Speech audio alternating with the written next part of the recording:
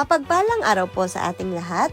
Ang aking pong bahagi ngayon ay mula sa aklat ng Deuteronomio, Kabanata 30, talata 1 hanggang 5. Mga kondisyon sa mga pagpapala at panunumbalik ng bansa.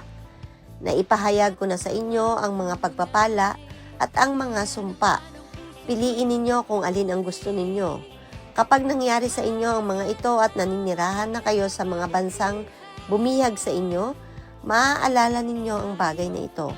Kapag kayo at ang mga anak ninyo ay manunumbalik kay Yahweh upang buong puso't kaluluwang sundin ang kanyang mga utos na aking binabanggit sa inyo ngayon, kahahabagan niya kayo at ibabalik sa magandang kalagayan.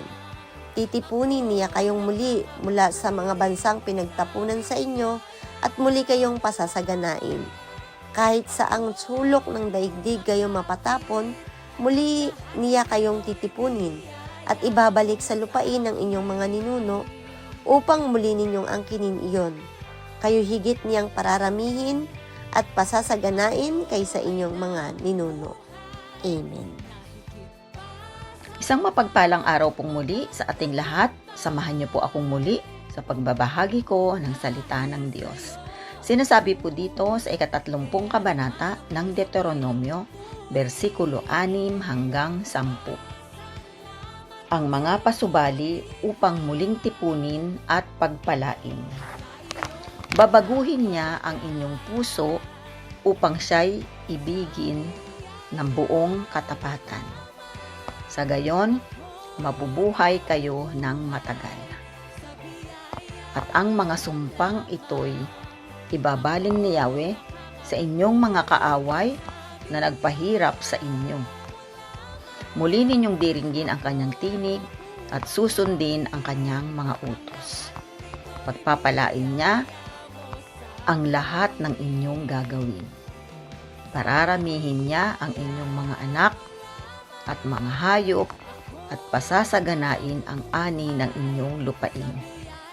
Muli siyang malulugod sa inyo at pagpapalain niya kayo, tulad ng ginawa niya sa inyong mga ninuno. Ngunit kailangan din niyong dinggin ang kanyang tinig at buong puso't kaluluwang sundin ang kanyang mga utos. Ito po ang mga salita ng Diyos. Amen.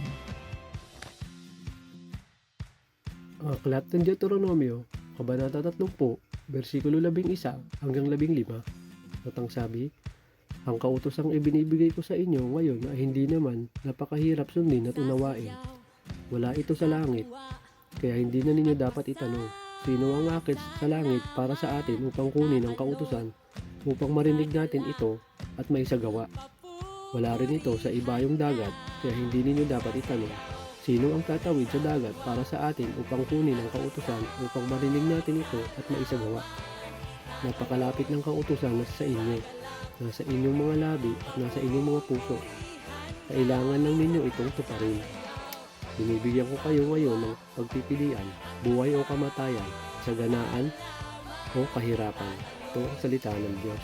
Amen. Our devotion for today is from the book of Deuteronomy chapter 13, verse 16 to 20.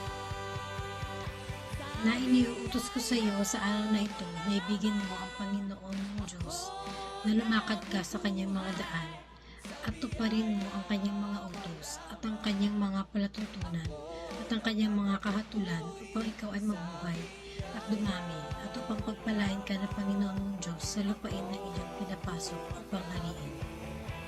Ngunit kung ang iyong puso ay lumiko at hindi mo didinggin, hindi maliligaw ka at sasamba ka sa ibang mga Diyos, at maglilingkod ka sa kanila.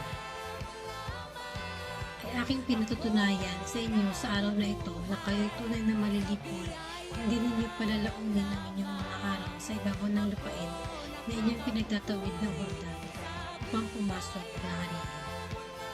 Aking tinatawag ang langit at ang lupa na pinakasaksi laban sa inyo sa araw na ito na aking ilagay sa harap mo ang buhay at ang kamatayan, ang pagpapala at ang sumpa, kaya't piliin mo ang buhay upang ikaw ay mabuhay, ikaw at ang iyong binhi. Na iyong ibigin ng Panginoon mong Diyos na sundin ang kanyang tinig at lumakip sa Kanya sapagkat Siya ang iyong buhay at ang kalaunan ng iyong mga araw upang matahanan mo ang lupain na isinampa ng Panginoon sa iyong mga magulang, kay Abraham, kay Isaac, at kay Jacob na ibibigay sa kanila. This is the word of God. Amen.